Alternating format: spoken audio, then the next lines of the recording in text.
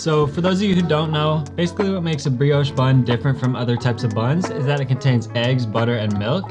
So you end up with a little bit more tender, sweeter product. Plus, you get a nice flaky golden brown crust. So it's almost like a mix between a bread and a pastry in a way. I mean, definitely erring more on the bread side, but you get the idea. It adds a nice little sweet element to your burger. Plus, it still holds up really well under a lot of condiments and toppings. So let me show you how to make them.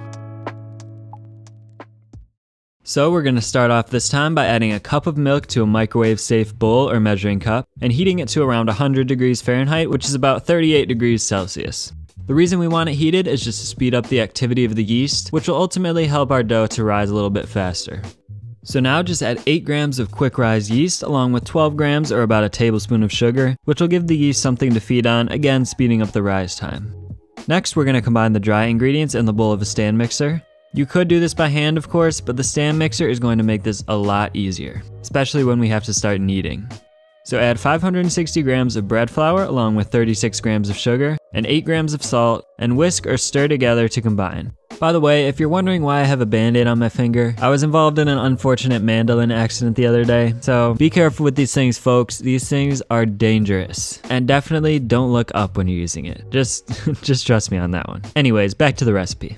Now by the time that's done, you can revisit your milk mixture, and at this point you should see at least a thin layer of foam forming at the top, which indicates that your yeast is healthy and active. If you don't see this foam, well, I hate to break it to you, but your yeast might be dead.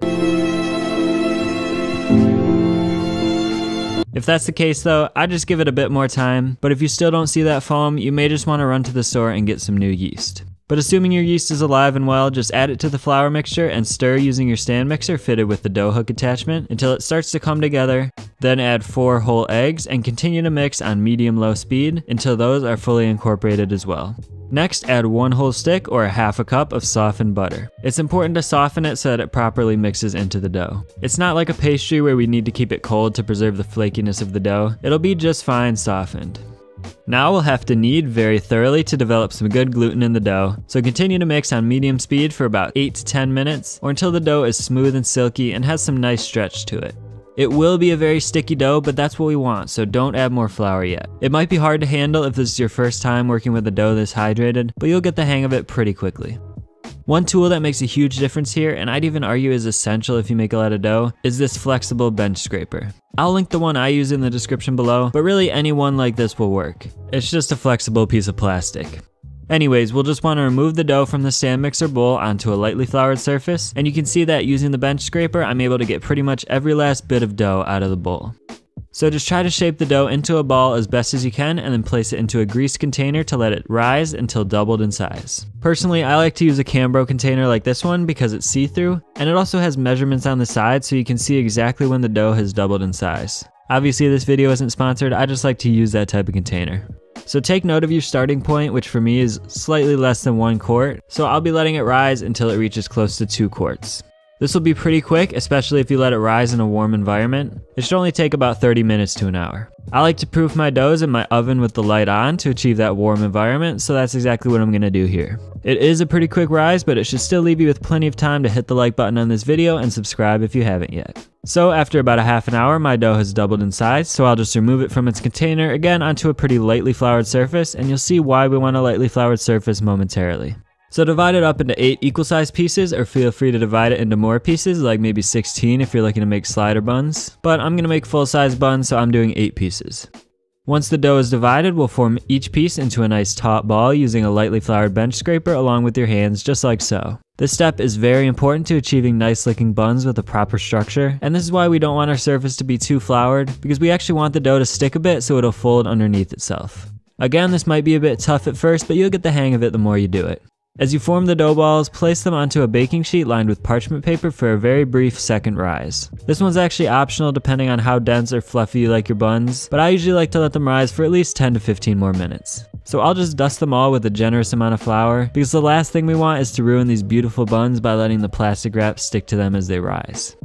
So once they're floured, just cover the tray in plastic wrap to prevent the dough from drying out, and set them aside to rise for the desired amount of time. You'll also want to start preheating your oven at this point to 350 degrees Fahrenheit. So while those are rising, we're just going to prepare our egg wash to brush onto the buns before baking, which really couldn't be more simple. You'll just beat 1 egg along with about a teaspoon of water, and that's it.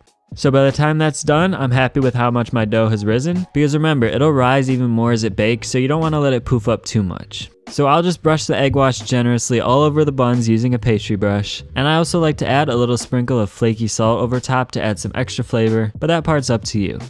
Now we'll just go throw these bad boys in the oven at 350 degrees Fahrenheit until the tops are deeply golden brown, which should take about 25 to 30 minutes. Keep in mind that if you're making 8 buns like this on a standard sized tray, they will end up touching a bit, so if you want the crust to remain completely intact, you'll probably want to bake them in smaller batches.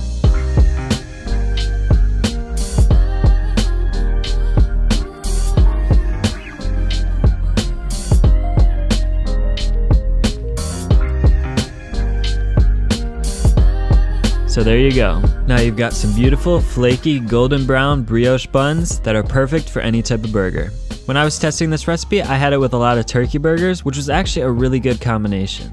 The sweetness of the buns really complemented the flavors of the burger, especially with a little bit of jam or cranberry sauce on top for some extra acidity, so I definitely recommend giving that one a try.